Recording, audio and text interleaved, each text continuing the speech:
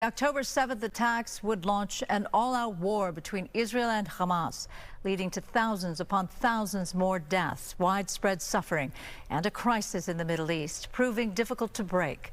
October 7th, 2023, Hamas launches surprise terror attacks in Israel, targeting communities, events, and military bases. But the most people were killed at an outdoor music festival. Overall, 251 hostages taken, 48 are still in captivity. Only 20 are believed to still be alive. A peace deal between the two entities is currently in the works, but negotiations remain extremely sensitive. Tonight, locals are gathering to remember the victims killed on October 7th and to support those still in Hamas captivity. Let's go live to Fox 11's Ed Laskos in Brentwood now with more. Ed? Marla, night of high emotions here on this marking of the second anniversary of the Hamas attack on Israel. Special ceremonies here at the Brentwood campus of the Wilshire Boulevard Temple. Let's go inside to the video and have a look. Darkness and candles flickering in the darkness, tears. You hear sometimes some folks crying as they're listening to live music and also watching big video screens up front showing pictures, video of the attack and the survivors, folks who turned heroes, giving up their own lives to try to protect others. Last year, as you remember, on the marking the first anniversary, it was really about remembering the 1,200 plus victims of that surprise attack. This year, the second anniversary, certainly remembering the victims, but also remembering those everyday Israelis, as they're called here, who jumped into action, doing what they had to do, jumping on grenades, pushing others out of the line of gunfire, saving others, giving up their own lives. Project Heroes, they're called. Listen to some of the emotions here. Never in my life I believed that there will be so many people doing amazing heroic things, so many people jumping on grenades to save their friends. And at the same time I was in shock from the quality of those heroism acts. You know, we're here close to Hollywood where you have all the action heroes, but the Jewish heroes of that day were so different.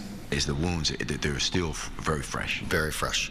Not only for the Israelis who are in our community, but for all of the Jewish people. If we think about the rise in anti-Semitic incidences since October 7th, even that day, we are facing as a Jewish community a sense of fear and frustration.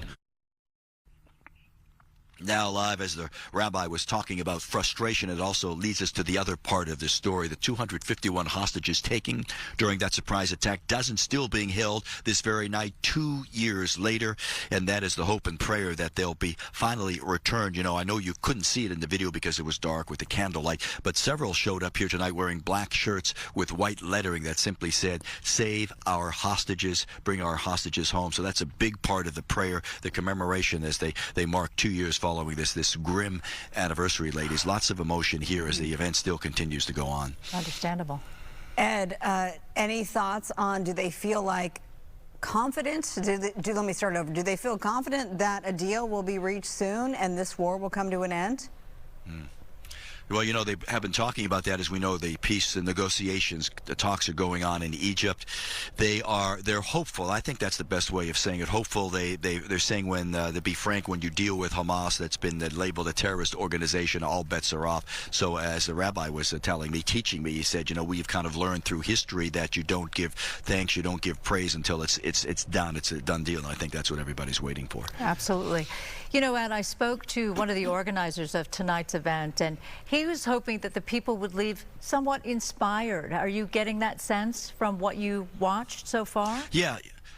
That was the message, the message of honoring the heroes, Project Heroes, but also talking about at the end, it's inspirational, because that's what people in the Jewish community do, as the rabbi also was saying as he began the program tonight, saying, you know, we all come together, we all have a shared bond, and that's the inspiration moving forward, because there are tough days ahead always, but that is the hope, that's the prayer.